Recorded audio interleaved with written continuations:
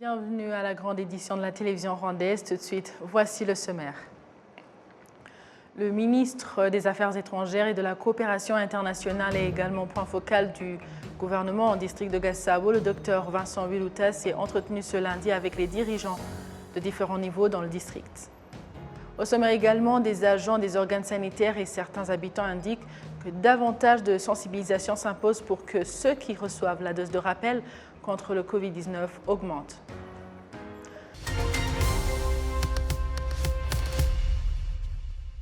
Bonjour et bienvenue à la grande édition de la télévision rwandaise avec moi, Amandine Dikumasabo, à la présentation. Le président de la République, Paul Kagame, a reçu Prince Harry, le duc de Sussex, qui s'est rendu au Rwanda dans le cadre de son travail comme président d'African Parks, un organisme qui gère 13 parcs nationaux et aires protégées dans 9 pays africains. Depuis que le prince Harry a joint African Parks, un accent est mis sur les efforts de soutenir la faune et la flore, la faune et les populations vivant aux alentours des secteurs protégés. Le gouvernement du Rwanda a conclu des accords avec cet organisme pour gérer les parcs nationaux de la Kagera et Nyungwe. Le ministre des Affaires étrangères et de la coopération internationale est également point focal du gouvernement en district de Gasabo. Le docteur Vincent Wiluta s'est entretenu ce lundi avec les dirigeants de différents niveaux dans le district. La direction de ce district indique que ce qui a été fait en matière de développement en collaboration avec différents partenaires, où 95 881 nouveaux emplois ont été créés sur 1 500 000 emplois prévus au niveau national. 52,3 km de routes en bitume ont été construites. L'accès à l'électricité et à l'eau potable est à hauteur de 95%.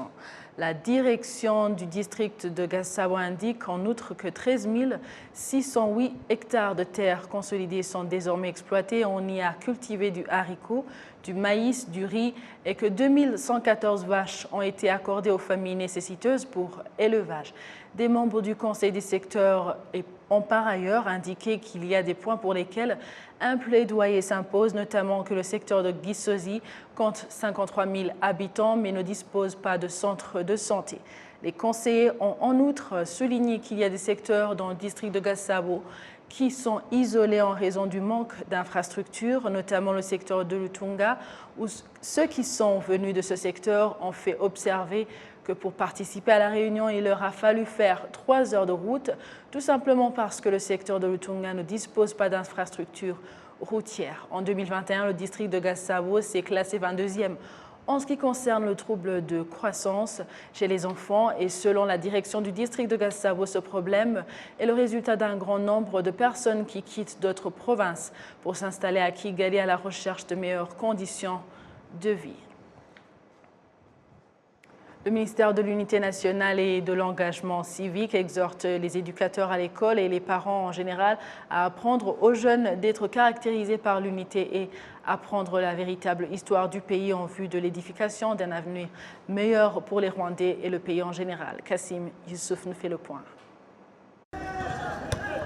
Ikirezi Linda et Ngenzi Ganza Audrey sont en vacances scolaires. Ils indiquent que le cours de civisme les aide à mieux cohabiter avec les autres et à acquérir le sens du patriotisme. Le respect envers les parents, le patriotisme et la bonne cohabitation avec les autres dans la société en général. Nous sommes tous des Rwandais, nous devons tous être les mêmes et ne pas considérer que telle ou telle autre personne n'est pas de ma catégorie, non. Vous devez plutôt mieux cohabiter avec tout le monde afin que nous puissions promouvoir la culture de la paix dans notre pays. Cette éducation n'est pas l'apanage de l'école puisque certains parents comprennent leurs responsabilités pour apprendre aux enfants le civisme et la véritable histoire du pays. Lorsque vous dites à un enfant d'Omunyarwanda et que vous voyez qu'il le comprend, il y a là l'éducation civique, le respect et l'altruisme. Là, vous êtes en train de façonner un être merveilleux. Ce que vous lui apprenez, c'est ce qu'il va garder en mémoire. Notre unité et le patriotisme, lorsque vous lui en parlez selon leur âge, ils comprennent et les gardent dans leur esprit. Le ministère de l'Unité et de l'Engagement civique indique que le cours d'éducation civique à l'école, dont Ndumunyarwanda, où l'on enseigne notamment la véritable histoire du pays, vise à préparer l'avenir meilleur pour les enfants et le pays. Iyo urebye intego z'amasomo dutanga si ukugira ngo bamenye gusa ibyabaye amateka ibyagiye biba imbere y'abakoloni. Le but des cours que nous dispensons n'est pas pour qu'ils apprennent seulement l'histoire et ce qui s'est passé pendant l'époque coloniale et après, mais c'est plutôt s'y appuyer pour que l'enfant comprenne qu'il ne doit pas se conformer aux mauvaises choses du passé, mais leur montrer qu'il y a l'unité et qu'ils doivent être unis. C'est pourquoi nous avons introduit Ndi Umunyarwanda dans le cours d'éducation civique pour qu'ils comprennent que le divisionnisme, le régionalisme et les différences morphologiques ne peuvent pas nous aider à atteindre l'objectif que le pays s'est fixé. Bameze gutya atari ikintu cyatugeza ku ntego y'igihugu dushaka. Le ministère de l'Unité nationale et de l'engagement civique indique que les parents et les éducateurs en général ont la responsabilité majeure d'apprendre aux enfants la véritable histoire du pays. Nous invitons les parents à mieux connaître l'histoire dont ils parlent à leurs enfants. Si vous avez joué un rôle dans la sombre histoire, comprenez que l'enfant a besoin d'avoir une vie meilleure dans l'avenir. C'est donc un impératif de lui dire la vérité. Les enfants sont invités à avoir la bravoure de connaître et de comprendre ce qui est mauvais et l'éviter de façon qu'ils peuvent demander à leurs parents si ce qu'ils leur disent est la vérité. L'objectif du programme Ndi Umunyarwanda est de promouvoir la valeur de la citoyenneté rwandaise en tant que fondement de la sauvegarde et du développement du pays, trouver le soulagement mutuel et œuvrer pour la dignité du Rwandais. Le ministère de l'Éducation indique qu'un programme scolaire a été mis en place où les cours relatifs à l'histoire du pays, l'éducation civique et le savoir-vivre seront dispensés selon le niveau atteint. Le Rwanda a commencé les travaux de construction d'une usine d'extraction, de traitement et de compression du gaz méthane du lac Kivu en gaz naturel pour notamment les besoins des ménages. Quel est l'impact de ce projet sur l'économie du Rwanda? Pour l'expert analyste économique et Teddy Kaberuka, c'est en tout cas un projet phare, surtout que le secteur énergétique du pays dépend à 100% de l'importation. Il est au micro de mon confrère Jean-Damascène Maniching. Ça, c'est un projet phare qui transforme beaucoup de choses au Rwanda parce que on sait que le secteur énergétique était un secteur qui, à 100%, dépendait de l'importation. On importait le gaz, que ce soit le gaz de cuisson, que ce soit le gaz de mettre dans les véhicules, les motos, le gaz industriel, tout ça on importait, mais comme on a la chance d'avoir une usine qui transforme notre gaz, le gaz naturel qui est dans le lac Kivu a été toujours non exploité. Et ça, c'est une bonne nouvelle que le pays aura au moins la chance de produire le gaz pour sa consommation, mais aussi peut exporter. Il faut souligner qu'un projet pareil, c'est un projet qui crée de l'emploi à des milliers de personnes. C'est un projet qui peut déclencher d'autres innovations dans le pays et le pays va bénéficier autant d'expertise pour les investisseurs, mais aussi le pays va économiser ses devises. Oui. Sinon, l'importation de gaz était une charge énorme au pays. Vous vous rappelez, il y a 3 mois, on a eu une crise au niveau pour le gaz. Les prix ont monté, presque triplé dans moins d'une semaine à cause de la guerre avec la Russie et l'Ukraine. La spéculation des commerçants, c'était aussi un aspect à ne pas négliger, mais tout cela était possible parce que tous les produits qui étaient consommés au marché local étaient importés. Mais avec la production locale, il y a eu vraiment une solution durable à notre économie. Oui. Et Teddy, vous pensez qu'un tel projet peut profiter aux autres pays de la sous-région, notamment la République démocratique du Congo voisine?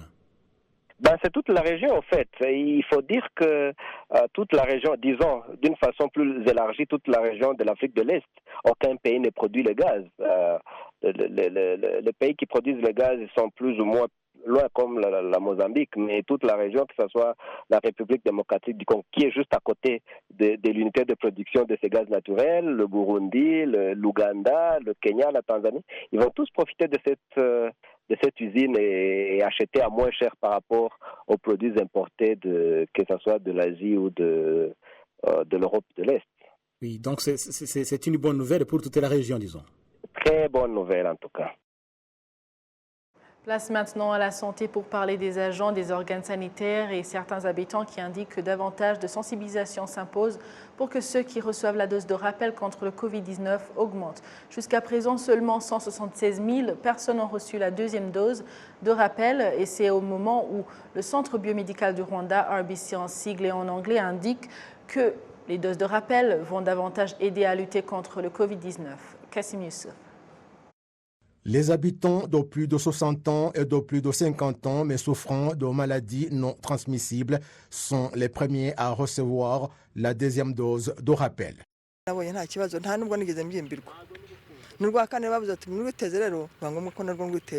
Pour toutes les doses contre le Covid que j'ai reçues, je n'ai eu aucun problème. On a dit qu'il faut se faire vacciner pour la 4e fois et je suis allé le faire. Il n'y a pas de raison d'avoir peur car elle ne fait pas mal. Je n'ai jamais entendu dire que quelqu'un est mort parce qu'il a été vacciné, mais la vaccination a plutôt réduit la mortalité. S'il faut la 5e, je vais le faire. La population en général indique qu'elle a compris le bien fondé de la vaccination complète et les doses de rappel contre le Covid-19. La dose de rappel que j'ai reçue ne m'a rien fait. J'ai entendu dire qu'il y a la 4e et je voudrais savoir là où on peut l'avoir pour que je puisse terminer ce programme. Les vaccins aident dans beaucoup de choses. À notre âge, si nous ne sommes pas vaccinés, on peut mourir de Covid. Certains agents des organes sanitaires indiquent cependant qu'à l'heure actuelle, le nombre de ceux qui se présentent pour les doses de rappel est faible. Le ministère de la Santé indique par ailleurs que la population de moins de 18 ans n'est pas autorisée à prendre la dose de rappel.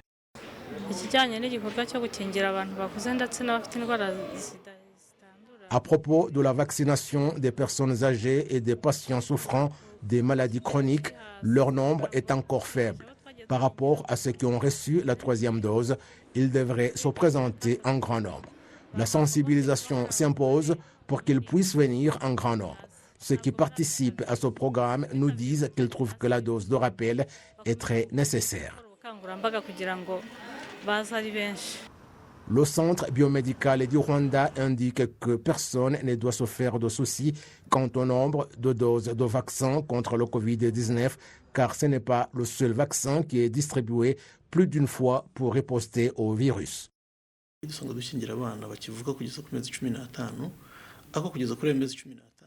Nous vaccinons les nouveau-nés jusqu'à 15 mois et l'enfant se présente à l'hôpital au moins 6 fois.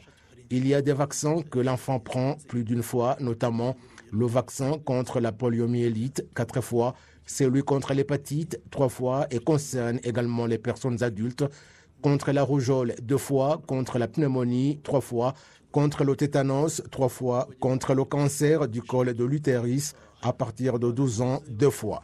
Il faut comprendre que le nombre de doses dépend de la maladie.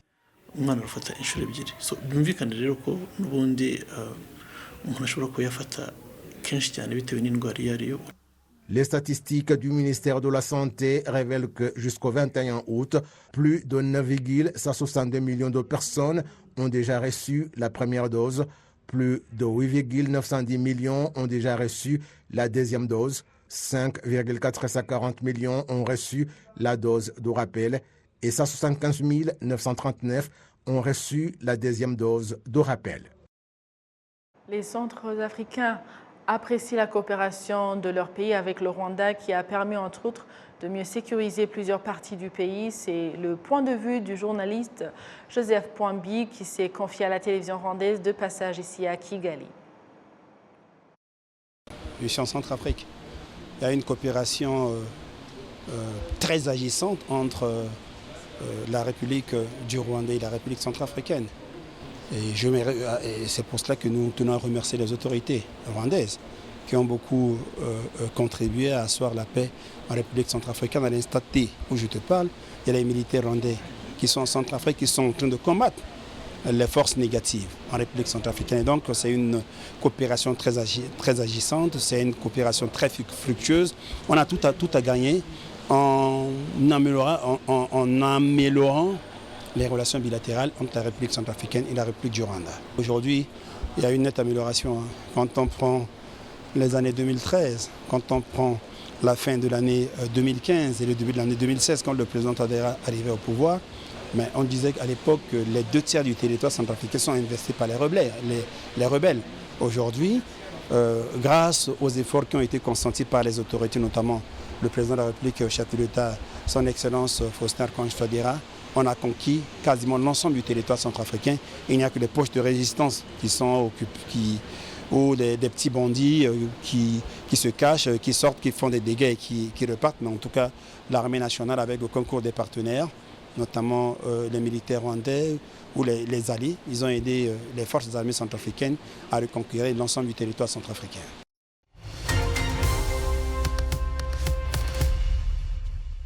Merci à vous tous qui étiez au rendez-vous d'actualité de la télévision rwandaise. Avec toute l'équipe qui a réalisé cette grande édition, je vous souhaite de passer une bonne suite du programme de la télévision rwandaise. Vous étiez avec Amandine Dikouma-Savo. À la prochaine et d'ici là, portez-vous bien.